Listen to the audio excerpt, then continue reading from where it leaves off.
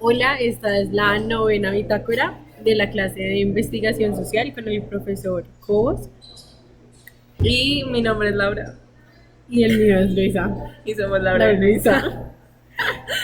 Bueno, como es de costumbre, el profesor llamó lista y después de llamar, ¿llamó lista? Sí, listo. Ah, Y no. como es de costumbre, no llamó lista. Pero bueno, como es de costumbre, él nos dio una pequeña reflexión muy importante sobre el paro que hubo en la Universidad Distrital y en la Universidad Javeriana. Y además de eso, tuvimos una sorpresa, inclusive para toda la comunidad universitaria en Bogotá, se podría decir, sobre la conmoción de un suicidio en la Javeriana sobre un estudiante que fue casi de los mejores. Si no estoy mal, las noticias nos informaban que era el primer ICFES en Colombia y que él era efectivamente Serpilo Paga también. Bueno, pues, o sea, como que la clase inició así y de hecho no solamente esta clase, sino en mi caso, muchas clases iniciaron como con la reflexión de lo que le pasó a este muchacho, porque a veces como que en el ámbito académico, sin quererlo necesariamente, o sea, no es como que uno busque ser inhumano hasta cierto punto o hacer que los estudiantes pues, o sea, creo que no es la intención de los profesores hacer que los estudiantes obviamente se sientan incómodos o pues muchas veces pues también como que no son como las personas que los rodean a uno como que necesariamente como que intenten hacerle un mal a uno, sino simplemente es como el trajín del día a día y como que el olvidarse de que pues hasta cierto punto todos tenemos problemas y eso, como que los profesores lo dejan de lado y pues simplemente se enfocan en lo académico. Y pues digamos como que a lo que iba era que digamos todas esas clases que tuve esa semana y pues incluida esta. Y dan como que pues con una reflexión como de un tanto de que los profesores están muy pendientes de nosotros, no solo académicamente, sino también psicológicamente y pues que cualquier ayuda que nosotros necesitemos o que si nos sentamos mal, pues obviamente podemos acudir a ellos. Yo también quería opinar un poquito acá y es como el tema del suicidio, como tratar de decir que esa es como la única salida a un problema. Eh, yo creo que uno tiene que estar muy mal, tanto físicamente, mentalmente, el dolor que tú sientes todos los días al ir a estudiar. Yo tuve un caso parecido, yo estudiaba música, y efectivamente el muchacho sentía la necesidad de que él tenía como esa forma de tener que sacar todo ese odio, todo eso que él sentía porque lo habían obligado a estudiar música a pesar de ser uno de los mejores. La única salida que él encontró también fue el suicidio, él se ahorcó y he tenido muchos casos familiarizados con el suicidio, no solo por esto, sino también por la barra de mi novio de Atlético Nacional.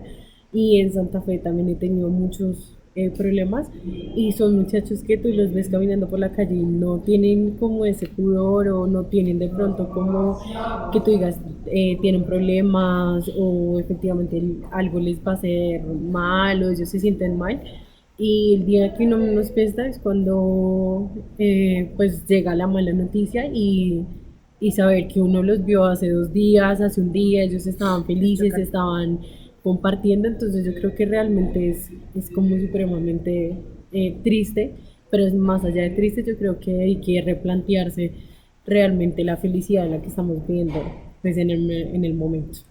No, hay que saber, o sea, digamos, por más de que uno esté en una situación, no la comprenda totalmente, pero trato de ver mediante los ojos de alguien que de verdad siente mucho dolor. Primero, pues la depresión es algo que se ha normalizado en cuanto a términos y en el lenguaje está presente todo el tiempo, o sea, todo el mundo es como, no, estoy deprimido, no sé qué, pero en realidad es algo súper, hiper, mega grave, es una enfermedad y no debe ser normalizada la manera en cómo lo está haciendo, nada más por la manera en cómo usamos el lenguaje. Por otro lado, se me olvidó lo que estaba diciendo, pero digamos como que nada, es eso, como el hecho de que siento que las personas también deben tener muy presentes que por más de que estén sufriendo este tipo de situaciones, también pueden ir contar como con el apoyo profesional de alguien o algo así. O sea, si estás en la universidad o algo así y definitivamente sientes que estás así, o sea, sintiéndote así, pues también hay quienes pueden brindar ayuda y demás, o sea, como que no tener miedo a pedir ese tipo de ayudas. La clase continuó, efectivamente pues vimos un video bitácora, algo que era realmente nuevo para mí, para ti también lo fue. Ah, sí. Y no, yo ya había hecho una bitácora anterior, pero sí fue muy Yo no había extraño. venido a hacer dos clases, tenía bronquitis, fue realmente 2 semanas terribles, me sentía muy, muy mal, y pues no tenía ni idea que se podía hacer un video, entonces aquí estamos haciéndolo. De verdad que es una experiencia nueva, algo gratificante, porque pues uno por las palabras a veces se queda corto, pero yo creo que algo que lo que uno puede decir se acuerda efectivamente de toda la clase. Vimos dos videos, el segundo video que vimos fue un video de Dakota que también tenía unos GIFs, cada vez que hablaba la persona, entonces como que tratamos de hacer eso, y de tratar como de mirarnos, efectivamente que no es tan fácil como parece, así un estudio social, así un estudio audiovisual, pero efectivamente es algo de mucho aprendizaje. Nada más que pues si un estudio audiovisual está detrás de la cámara y normalmente pues como periodista no es como, o sea, también es difícil romper la barrera de sentarse a presentar. Entonces sí es algo nuevo. Em, Vimos el experimento de la muñeca en Italia, que es básicamente querían mirar cuáles eran los efectos del racismo en los ah, sí. niños. Entonces era un doll test, el cual pues era un experimento psicológico concebido en los años 49 en los Estados Unidos para ver el nivel de eh, como de racismo que tenían sobre los niños afroamericanos. Para ser sincera, me causó muchísima impresión, cuando les preguntaban, bueno, ¿cuál consideras que es buena o mala? Sabiendo pues que había una muñeca que era de color blanco y otra muñeca que era de color negro. Y pues que muchos de los niños que estaban viendo el experimento y esto también tenían su color negro, y como que ellos decían, no, pero la negra sigue siendo la mala. Y cuando les preguntaron, bueno, ¿y cuál se parece a ti? Y decían como la negra, o sea, la cara y el impacto que realmente llegaba a tener este experimento sobre los niños es impresionante. O sea, como así se parezca a mí, yo sigo diciendo que es la mala, el concepto literalmente que tenemos sobre que el blanco es el bueno y el negro es el malo, y es de chiquitos, o sea, así no te importa que tú tengas el color, pero desde que sea bueno o malo, entonces yo estoy ahí y simplemente eso es lo que importa, porque eso es lo que nos han instaurado desde la sociedad, que el negro es el esclavo, que el blanco es el rico, es el que tiene, es el que manda, y es un concepto que realmente está totalmente desadaptado ya para pleno siglo XXI. Nada más que, o sea, es como si uno naciera con ese chip, o sea, más que la educación y eso, porque muchas veces niños, pues como los del experimento y eso, son niños que no han tenido mucho contacto como con cierta información del pasado o demás, o que pues no tienen por qué ver de cierta manera, o sea, no tienen por qué ser prejuiciosos en ciertos temas. Y pues realmente es que como que vienen con el chip instaurado de que las cosas son así, nada más también como por la televisión y eso, que es como siempre el bien está representado por colores vivos y no sé qué, y el mal por la oscuridad. Entonces como que es algo simplemente que se asocia a... Y pues es extraño como que ver esa reacción en alguien tan inocente y con tan poca información al respecto. También el video en la parte final decía cómo es más fácil desintegrar un átomo que desintegrar un prejuicio. Y es básicamente lo que hemos estado hablando. O sea, porque desde chiquitos venimos con ese chip preinstalado y simplemente nos encargamos desde juzgar, desde lo que ya tenemos, y de crear todavía aún más ese racismo en los niños. Entonces, bueno, el profesor comenzó después como a decirnos, bueno, ¿cuál es el objetivo de la investigación? Y básicamente era analizar el racismo, en un concepto infundado ya prácticamente en los niños. El cómo, el quiénes y el para qué, pues ya estaba súper definido, y algo que nos llamaba la atención es que nosotros como estudiantes de comunicación social, y periodistas, en algún momento podemos estar en un medio, y eso es lo que la mayoría de los medios hacen, y es resaltar, es efectivamente como ese concepto infundado del racismo. Sí, como reafirmar ciertos estereotipos o ciertas como imágenes como que se le venden al público y de alguna u otra manera como llegan al subconsciente y afectan en la manera en como uno ve las cosas sin siquiera uno darse cuenta. Después, bueno, siguió la exposición de nosotros. Vale la pena aclarar que hace 8 días yo me sentía supremamente mal. Ya teníamos la presentación hecha, inclusive ya teníamos el Kahoot, pero no tuve los ánimos para venir a clase. Seguía con mi bronquitis y además de eso tuve que mandarle un correo al profesor y un tweet como me siento mal, por favor ayúdeme. El profesor nos ayudó y por eso es que expusimos en esta clase. Entonces, algo muy fundamental. Primero, todo comunica. Y segundo, Segundo, no se puede no comunicar algo. O sea, obligatoriamente tu manera de vestir, tu manera de moverte, tu manera de sentarte, tu tono de voz, yo qué sé, cómo frunces la ceja, cómo te peinaste hoy, todo, absolutamente todo comunica algo. O sea, por más de que uno no esté consciente de, está comunicando. Así como lo que decía de los medios de comunicación, que ciertamente de alguna manera reafirman ciertos estereotipos sin siquiera uno darse cuenta. bueno, asimismo nosotros expusimos el internacionalismo simbólico, que es básicamente lo que acabamos de recopilar como en estas dos frases anteriores, y es que los gestos dicen muchísimo de quiénes nosotros somos. Después pasamos a ver un documental de History Channel en el cual decía que los secretos del lenguaje corporal. Entonces, pues también en el lenguaje corporal nos puede traicionar, pues básicamente por presión, por sentir cómo nos vemos. Y además de eso vimos el video en donde los presidentes, o sea, la manera como los presidentes manejan ese poder. Entonces, inclusive la posición de las manos, si yo lo saludo, mi postura, simplemente el hecho de temblar o el hecho de manejar mucho las manos también deja mucho que desear. Y todo eso influye en la imagen política que de hecho tenemos de nuestro propio presidente o de el manejo de él frente a la nación. Es decir, bueno, como decíamos, todo comunica y eso también empieza desde la exposición que nosotras hicimos, que por cierto me encantó. Ha sido como de hecho de los temas que más disfruté escuchar y pues investigarlo fue chévere. Porque sí, o sea, es algo que, o sea, como que darse cuenta que definitivamente todo es un proceso en el que uno está recogiendo información. Es, es complejo, pero pues algo interesante como de saber. Y nada. Lo que también estábamos mirando con los videos de El secreto del lenguaje corporal es que uno suele no darse cuenta de lo que está haciendo. Entonces, pero por ejemplo, los políticos tienen eso como muy estigmatizado. Entonces, es como yo soy el que primero tiene que dar la mano, yo soy el que primero tengo que hacer la postura, yo soy el que primero tengo que pasar por la puerta.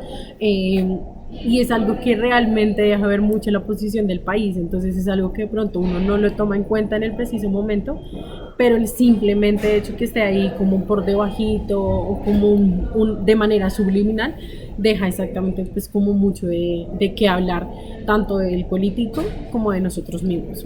No, además que por otro lado, también como que eso ayuda a que uno de cierta manera pueda o sea, comprender lo que otras personas no comprenden, o sea, si uno está consciente de eso.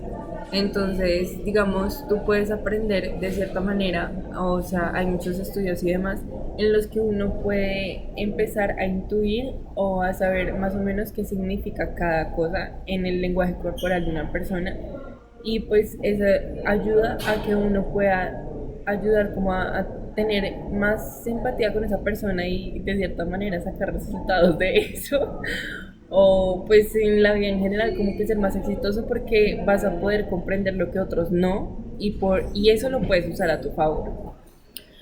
Después seguimos con la segunda exposición, que era la exposición de la teoría fundamentada. Bueno, no antes sin saber que hicimos un Kahoot, el cual pues resultó muy chistoso. Rara vez nosotros somos muy serias, pero pues siempre tratamos de llevar las actividades con dinamismo y pues para que la gente no se aburra y nos pongan de verdad atención en la exposición. Entonces seguimos con lo de la teoría fundamentada, que básicamente es el diseño metodológico que pretende generar teorías que expliquen un fenómeno social en un contexto natural. Vimos autores como Barney Glasser, y Strauss, que básicamente lo que decían bien era que teníamos que legitimar la investigación cualitativa y demostrar la posibilidad de construir teorías a partir de, pues, de todos los datos que recogiéramos. Ay, que ese es el trabajo final que necesitamos hacer. Exactamente. Eso nos hizo recordar mucho nuestra salida de campo. Nosotros teníamos planeado hacer muchas cosas de las cuales, como de todas las que teníamos que planear, Qué rollo, parece. no hemos podido, todo se nos ha cruzado las personas con las cuales queríamos después contactarnos, que era para hacer una actividad paranormal. Después nos dio miedo, tenemos que reconocerlo, mucho miedo. O sea, dijimos como hemos vivido toda la vida Tranquilas, sanitas. ¿para qué vamos a hacer que eso se entorpezca? O sea, Entonces, bueno, para seguir con lo de la teoría fundamentada, es muy básico que la exposición de nosotros era como lo principal. Entonces dejar estas exposiciones pues nos ayudó mucho para decir como los antecedentes. Está el interracionalismo simbólico, que es como esa metodología analítica y de los procedimientos analíticos cualitativos. Además de eso, las características que tiene la teoría. pues es que es inductiva, contrasta, bueno, entre otras teorías existentes y pues las teorías emergentes, y son datos, o sea, como que son datos que ya están y no como algo que el investigador haga. También pues consta y tiene como cierto tipo o cierta tendencia a recolectar datos por parte del investigador. Pero toca aclarar que este solo es el Este testigo. es el testigo. Entonces el investigador no viene a ser como una gran parte ahí de la investigación, sino es como de pensar de manera abstracta cómo puedes realmente a partir de esos datos, que los datos sean como la parte fundamental y no como tal, como los prejuicios o todo lo que tenga que ver con el investigador. Además, algo muy importante es que uno no debe actuar siempre con juicio. Principalmente lo que nos dijo el profesor para la salida de campo fue eso. Tienen que salir y tienen que salir sin prejuicios, con la mente abierta, estar dispuestos a todo y descubrir realmente cosas nuevas para que podamos realmente hacer el trabajo final bien. Hay que ser open mind, muchachos.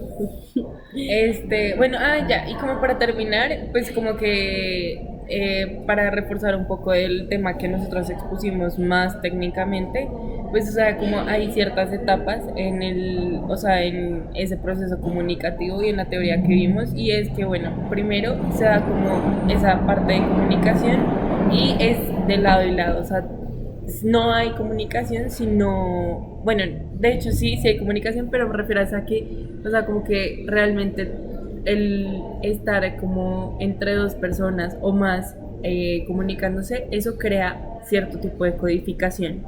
Y esa codificación es lo que después hace ver, cambia nuestra percepción del mundo, tanto en presente, pasado y futuro. O sea, las cosas como las veremos, como las estamos viendo y como las vimos, ya como que cambiar el chip de cierta manera si tenemos nueva información o nuevos tipos de codificación de algunas cosas. Para eso nos sirve mucho que a lo último también hay una etapa de comparación constante para realmente darnos cuenta del hoy y el después. Ya lo último, pues vimos que habían codificaciones abierta, axial y selectiva. Pues la abierta es un proceso inductivo, desnuda como los conceptos, la axial tiene conexiones entre las categorías y enlaza efectivamente esas categorías. Y lo último es que la selectiva pues es una categoría central para expresar como tal el fenómeno. Ya la clase fue acabando con un Kahoot. Ellos también hicieron una actividad, pero básicamente nosotros nos fuimos, creo que yo gané la actividad, yo quedé en tercer lugar, ya que me acuerdo. Pero no le dieron dulce porque no se acordaba del todo. Bueno, espero les haya gustado mucho el video, Sé que hablamos mucho, o sea, pero 20 minutos. Pero por eso es que son dos bitácoras en una. Entonces, y además de hacer dos bitácoras en una, nos gusta en serio que los videos sean más dinámicos. Vamos a tratar de hacerlo más cortico para la próxima vez, pero espero les guste. Nosotros somos Laura, Luisa y Laura. y todavía es mi perra.